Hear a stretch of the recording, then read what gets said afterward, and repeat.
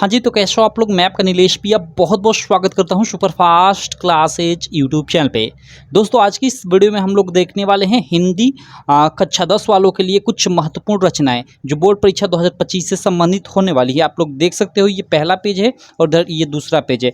मैंने लगभग 15-16 रचनाएँ ली हुई है इस वीडियो में, आप सबको याद कर लो, ठीक है। इससे पहले भी मैंने रचनाओं से संबंधित एक वीडियो बनाया था, तो चैनल पे जाकर उसे भी आप देख लेना। धीरे-धीरे मैं आपको एग्जाम तक कम से कम 100, 150, 200 रचनाएं याद करवा दूंगा, जिससे आपको एग्जाम में कोई परेशानी ना हो, एक सिंगल क्वेश्चन भी ना छूटे। तो चलो शुरू करते हैं। सबसे पहले देखो स्क्रीन पे ये दो मतलब रचनाएं हैं, माटी की मूर्तें और अतीत के चलचित्र। जिसमें माटी की मूर्तें किसने लिखा है तो रामवृक्ष बेनीपुरी ने, और अतीत के चलचित्र किसने लिखा है तो महादेवी वर्मा ने। और दोनों की दोनों रचनाएं जो है ना रेखाचित्र विधा की रचना है। तो आपसे विधा भी पूछा जा सकता है कि माटी की मूर्ति किस विधा की रचना है तो रेखाचित्र विधा की। अतीत के चलचित्र किस विधा की रचना है तो रेखाचित्र।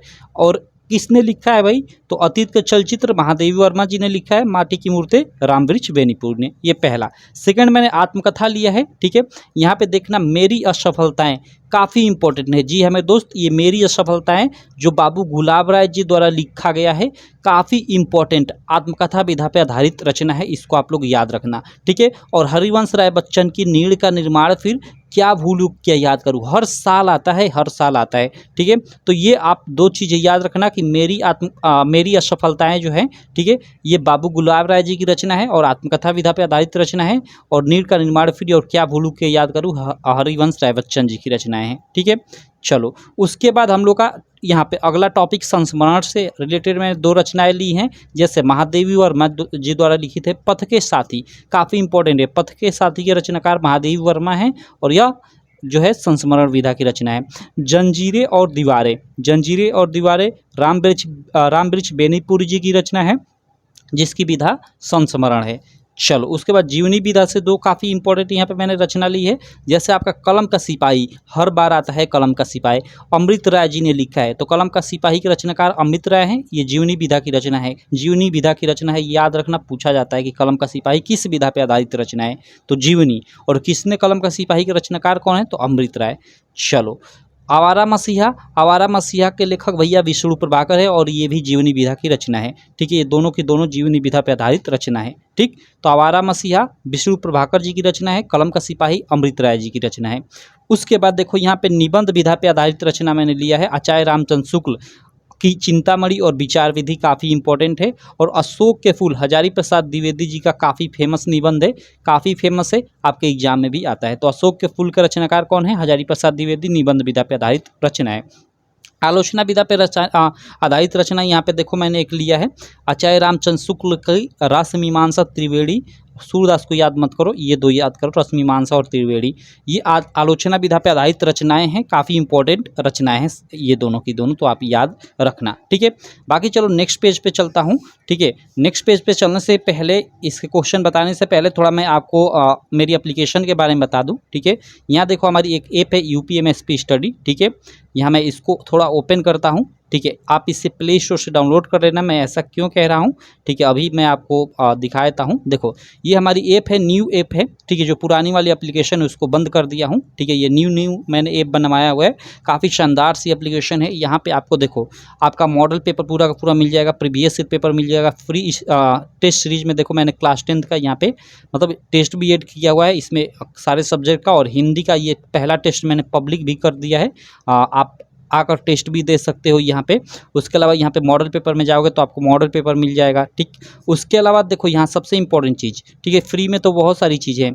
उसके अलावा यहाँ पेड कोर्स में आप आओगे, ठीक है, ये लक्ष्य बैच आपको 299 रुपये का दिखाई देगा, इससे आप ज्वाइन कर लेना। इस बैच में क्या मिलेगा मैं आपको बता दूँ, ठीक है, थोड़ा काफ़ी इंपॉर्टेंट चीज़ है। 1 मिनट। इस बैच से पढ़कर 90% बच्चे मार्क लाए थे 2023-24 के बोर्ड एग्जाम में, ठीक है।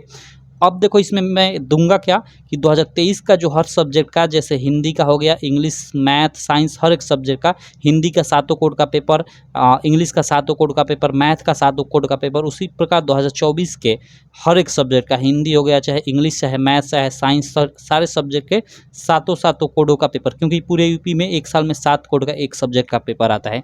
तो 7 कोडों का पेपर 2023 का 2024 का, इससे पीछे इसलिए नहीं क्योंकि वो ओल्ड पैटर्न हो गया है, ठीक है।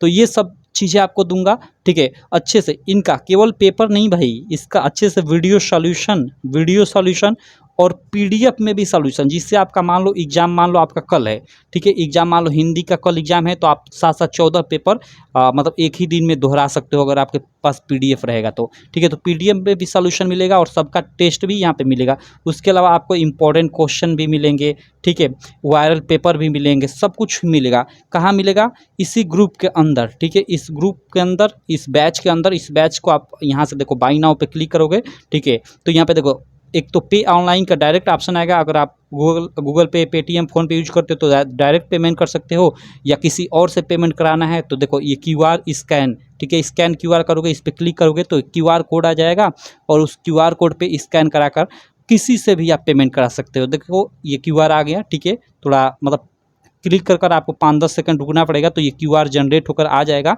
ये 5 मिनट के लिए वैलिड है, ठीक है, यानी 5 मिनट के अंदर किसी से स्कैन करवाकर इस पर पेमेंट कराओगे ना तो तुरंत आपके फ़ोन में बैच आपका ओपन हो जाएगा, ठीक है।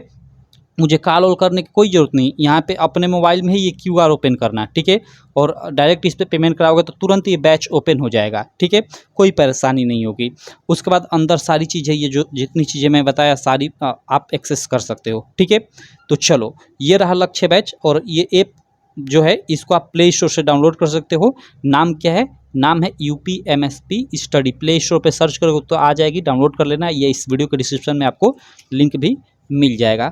बाकी चलो यहाँ पे हम लोग आगे देखते हैं। कुछ नाटक विधाओं से संबंधित मैंने रचनाएं ली हैं, जैसे जयशंकर प्रसाद जी द्वारा लिखित चंद्रगुप्त, स्कंदगुप्त, अजाशत्रु, ठीक है, चंद्रगुप्त मैंने दोबारा लिख लिया है, विशाख, ध्रुव स्वामिनी, ये प्रसिद्ध मतलब नाटक संबंधित रचना है, ठीक है। एक मिनट। उसके बाद मोहन राकेश जी द्वारा लिखित है लहरों का राजहंस, काफ़ी इंपॉर्टेंट है, वेरी वेरी इंपॉर्टेंट है, ठीक है। लहरों का राजहंस मोहन राकेश जी द्वारा लिखित है, जो नाटक विधा पे आधारित रचना है। उसके बाद देखो एकांकी में मैंने एक ही लिया है, दीपदान, जो काफ़ी इंपॉर्टेंट है, वेरी वेरी इंपॉर्टेंट है, और जिसको लिखा है डॉक्टर राम कुमार वर्मा जी ने।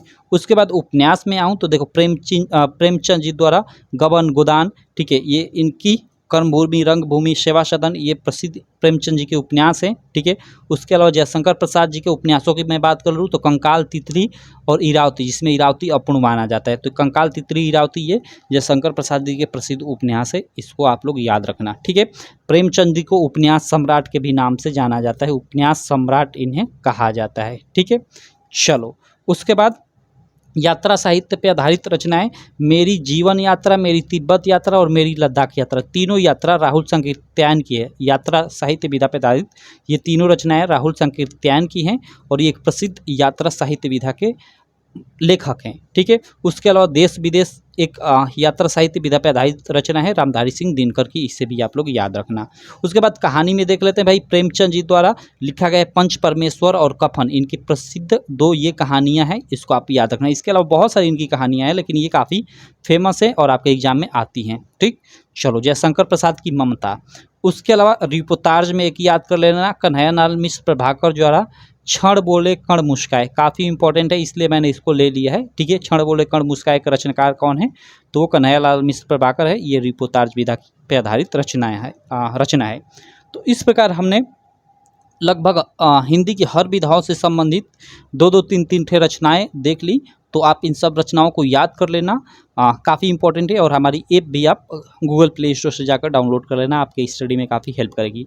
बाकी चलो मैं मिलता हूँ आपसे नेक्स्ट वीडियो में। आशा करता हूँ ये छोटी सी वीडियो आपको काफ़ी अच्छी लगी होगी। वीडियो अच्छी लगी तो चैनल को सब्सक्राइब कर देना, ठीक है, और अपने दोस्तों में भी इस वीडियो को शेयर कर देना। चलो, थैंक यू।